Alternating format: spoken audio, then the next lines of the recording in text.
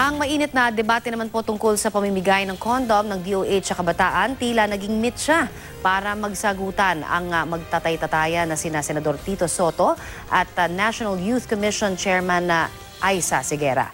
Balitang hatid ni JP Soriano. Philippines 87. Ano ang gagawin mo sa mga premyong matatanggap mo? Ano po, ilalagay ko po sa mga bulsa. Ang nagpapakyut noong sa Itbulaga.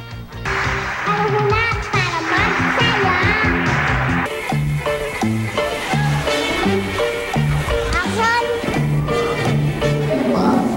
Chairman na ngayon ng National Youth Commission, kabilang sa ikinakampanya ang pagpigil sa pagkalat ng HIV/AIDS lalo na sa mga kabataan.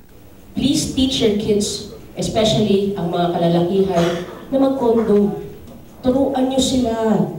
Dahil sa mga... Ang kanyang advokasya, magiging lamat nga ba ng relasyon niya at ng isa sa mga tatay-tatayan niya na si Senador Tito Soto? Tutol kasi si Soto sa plano ng Health Department na mamigay ng kondom sa mga public high school students. Sa Facebook post ni Sigera, may mensahe siya sa isang Mr. Senator kung saan binanggit niya ang pagtaas ng HIV/AIDS, maagang pagkabuntis at pagdami ng populasyon. Walang binanggit tungkol sa condom distribution si Sigera, pero suportado niya ang DOH na naniniwalang makatutulong ang kondom sa pagpigil ng paglala ng teenage pregnancy, paglobo ng populasyon, gayon din ang pagkalat ng HIV/AIDS.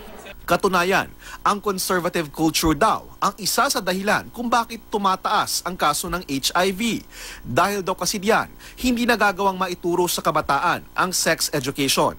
Tanong niya kay Soto, mas pipiliin ba raw ng senador na marami ang mamatay sa HIV/AIDS basta't hindi nasasaktan ang sariling paniniwala? Sa mga text message, sinabi naman ni Senador Soto na hindi siya na-offend sa banat ni Aisa. Pero baka raw nakalimutan na nito kung saan siya nanggaling. At anya, mas nanaig kay Sigera ang pagiging bagitong politiko. Git ng senador, ang pagdami raw ng HIV ay walang kinalaman sa sexual contact sa mga estudyante. Ang nangunguna raw dahilan ay ang mga lalaking nakikipagtalik sa kapwa lalaki. Totoo yan ayon sa latest datos ng DOH. Pero may mga nagkakahawaan din naman na lalaki at babae na kung nagkondom ay lumiitsan ang tsansang makapanghawa. JP Soriano, GMA News.